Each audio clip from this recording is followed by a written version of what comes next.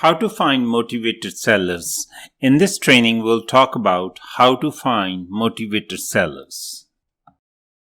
There's a big difference between looking for sellers and looking for tenant buyers. When you are looking for sellers, you have to do the search. And with tenant buyers, they are searching for us because we have the homes. The best way we go to look for the sellers is on for sale by owner sites, MLS, or any other area where there's a listing for homes such as Craigslist, Kijiji. You will be looking for motivated sellers. A motivated seller is evident how they are advertising. In some cases, they say they're motivated. Another place you can go to find the sellers is by talking directly to realtors or mortgage brokers. Realtors and mortgage brokers are always working with the buying and selling of the homes and financing of the homes. It's an excellent way to meet realtors and brokers and mortgage brokers by attending networking events. When you are at these events networking with these people, make sure you tell them that you are a real estate investor and that you are looking for homes to acquire. When looking for motivated sellers, you can also place ads. You can put classified ads such as Kijiji, Craigslist, or websites. You can also put bandit signs throughout the city. They are nailed or stapled to the hydro poles or just stuck into the ground. They are usually put up late at night. That's why we call them bandit signs. Many cities crack down on bandit signs and do not allow them, and they will normally pluck them out within a matter of few days. Some investors continue to use them and have some success with them without having any problems. The other place that you can look for a motivated seller is to advertise at another home that you are trying to sell. In the following section, we'll address different ways how you can find motivated sellers. Searching for motivated seller. The first way you find motivated seller is you actually go out and search for them. There are many ways you can search for the potential motivated seller. You can start by exploring websites such as FSBO, MLS, or any other location the houses are just for sale. Or you could look on the ads where it's for rent and for sale as well. You just Google the homes for sale. Some people are creative, and so they will create sites to sell their homes that way. The critical thing to realize when you're looking for motivated seller is the first determine is that they are in fact motivated. Reading the ad in one way is to determine whether the seller is motivated or not. The first thing you should be looking at is when was the ad posted, how long it has been on the market. If a property is just listed about a month ago, it's probably not going to be a good opportunity for you because the seller is not going to be that motivated. But maybe there are some words in the ad that shows you that they are motivated and they have to sell, but that's an exception. Generally, when an ad is posted, it's a good indicator of motivation. If the listing was posted 3 or 4 or 5, even 6 months ago, the chances are they are very motivated. Keep in mind that these sellers are probably inundated with a bunch of realtors trying to get their listings. So these sellers may not be very receptive to you. The best approach is to call these people up and find out what their situation is. You will have to talk to the sellers, explaining what you are trying to do. You explain it to them that you would be taking over the payments, eliminating their problem. You will need to build a rapport with them. The longer the seller has been trying to sell their house, the more motivated they are to enter into a lease agreement or transfer their title to you. They are feeling the pain of monthly payments. A $1,200 to $1,500 extra payment hurts them, especially if they carry it for several months. The situation is usually that the owner has been carrying on these payments for several months. Banks are calling them and the credits are calling them. And these sellers are very interested in hearing your program. When you approach these people, we tell them that they let us market their property. We could probably put somebody in their house within 30 to 60 days. And then we ask them if this is something they would be interested in. Do we offer to take over their property for what they owe on it? Not necessarily, depending on how motivated they are, what's the market value, and what's their situation, and whether we have a tenant buyer in hand. These motivated sellers are very interested in hearing what you have to say. They are tired of talking to creditors about payment, hearing from realtors, looking for listings. And if you could approach them in a way which is both beneficial to them and to you, you got the deal. Another thing you can do is to outsource the finding of motivated sellers. By outsourcing, I mean you can either hire somebody or get an assistant to do it for you. It's straightforward. You will need to put together a script for someone can use to gather the initial information, and there are some critical pieces of information that you need to get. For example, what's the asking price? How much do they owe on the property? What are their monthly payments? How far are they behind in their monthly payments? Do they need to sell the property? Can you take over their monthly mortgage payments, and if they can keep the mortgage in their name? Once you develop that script, all you have to do is give it to the person you have outsourced, whether it's your assistant or whether you hire somebody to do this for you. Fiverr is a good place to hire someone to help you as well. Another thing you can do to find a seller is to use bird doggers. Bird doggers are people that are interested in finding the properties for you in exchange for a referral fee. They will contact sellers once they know what you're looking for, once they see that you are looking for houses for lease option program, and you will explain them how the program works. These bird doggers will get on the phone and start calling the sellers for you. Bird doggers are generally more expensive than an assistant, but because they are more expensive, you will expect a lot more from them as well. They won't just be cold calling to determine if they are eligible for the program. They may be putting the whole deal together.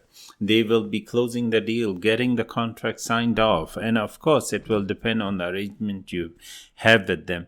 Realize that when you start contacting sellers, you are not just going to find a house on your first call, maybe not even on your second or third call, or even on your 10th call. You will probably need to make 20 to 30 calls before you find someone that might be interested in the program.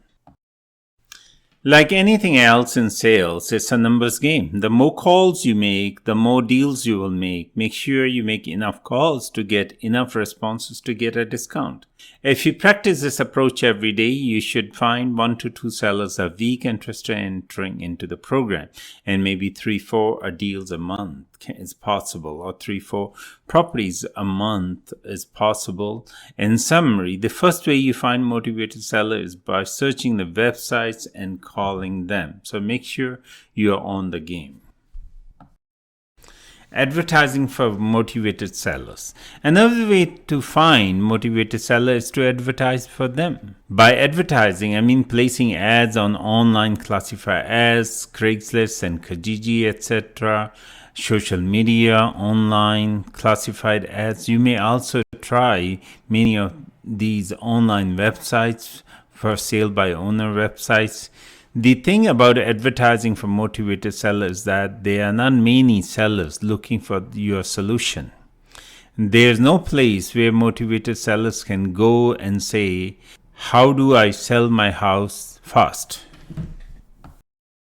Most of the people in difficult financial situation, means motivated, are trying to sell their house by looking at the trading in one of the following ways. One way motivated sellers might sell the house is by trying to sell it themselves because they can't wait any longer, and because they can't afford a realtor, they are advertising the property for sale by owner, FSP, or sites.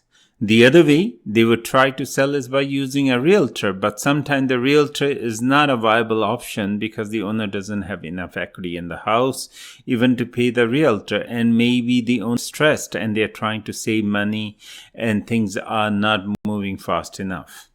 The realtor has had the listing for 2 or 3 or even 4 months and the owner is fed up, and often the owner will place their ads and whatever the advertising the realtor is doing.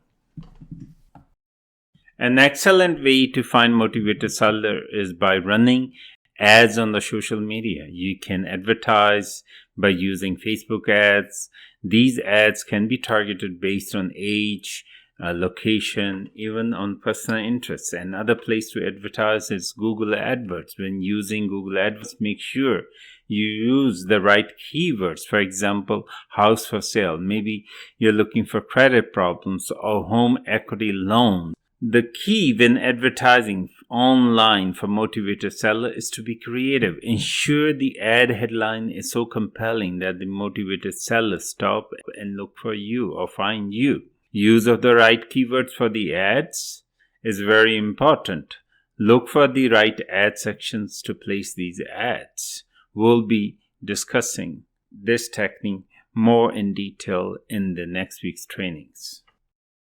Keep in mind, you may not be allowed to post an ad in the ad section where you want to post the ad. For example, one place you will want to post the ad is where people are looking for homes for sale, where the motivated sellers are looking on how other people are posting their ads. However, these online ads or classified ads may not allow you to run the ad saying, "Cancel your house, call us. Maybe we'll help you." These sites won't allow you to run an ad like that because that's merely soliciting and not selling a house. In one section you can advertise, and Kijiji is the real estate service section. However, there aren't many people looking in that. So keep in mind that these people are advertising for the same thing that you are advertising. You have to make your headline stand out. You have to make your ads unique. You may even need to pay to promote these ads. Don't get caught looking like everybody else. If you need to spend a little bit more time to get the ads seen more, don't be afraid to finish it. You will need to spend time on your Facebook ads, on your Google ads, and to promote your online classified ads. Try to be smart about looking for the motivated sellers. Make sure that you are not just saying looking for people who are motivated that cannot make their payments so we can help. Try to be more creative in the sense that you're looking for solutions for these people, these sellers' problems. Try to focus on other keywords that you think the motivated sellers might be searching. This applies to all the 3 ad types I just mentioned: Facebook, pay-per-click ads, Google AdWords ads, online classified ads. Ensure that you are spending some money on your Facebook and Google ad. You want to get as much exposure as you can do so that people can find you. In summary, it's a lot harder to advertise so that the motivated sellers can find you than it is to search for the places where motivated sellers have property listed for sale.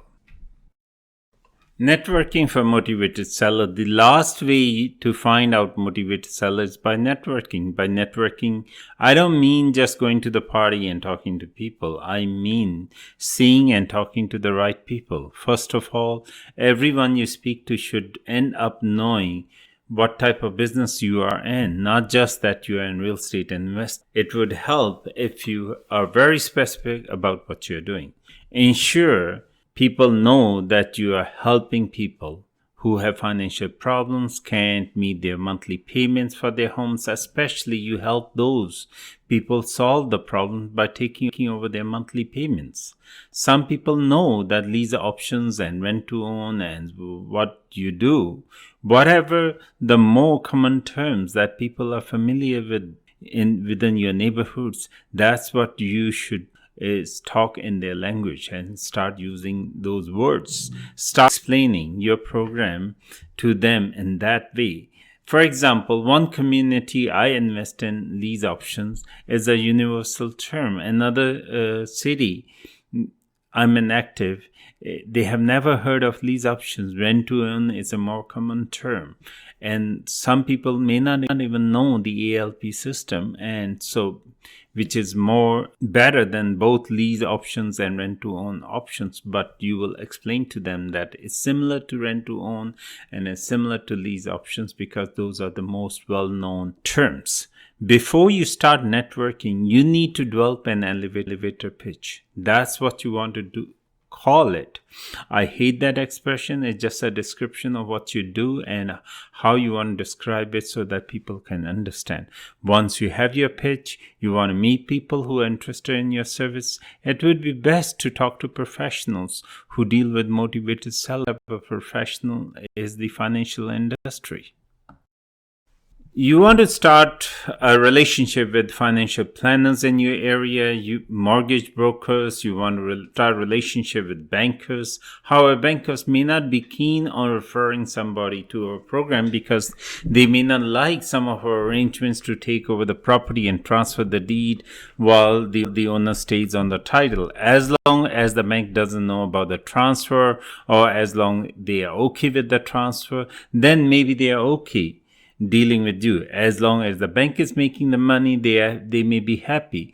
When you take over someone's title, you are not doing anything illegal. The only thing that happens is the due on sale clause may be activated. In all of the deals I've done, the lender has never called on due on sale clause because they were getting the mortgage paid every month. And the other types of financial person you may want to network is the mortgage brokers, mortgage agents, and even realtors. Mortgage brokers get approached by people all the time, and these people might have credit problems trying to refinance their houses.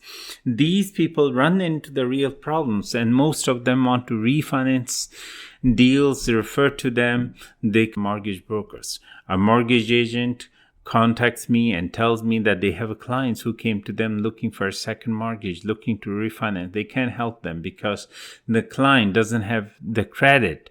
Their client is going to be bankrupt if someone doesn't support them.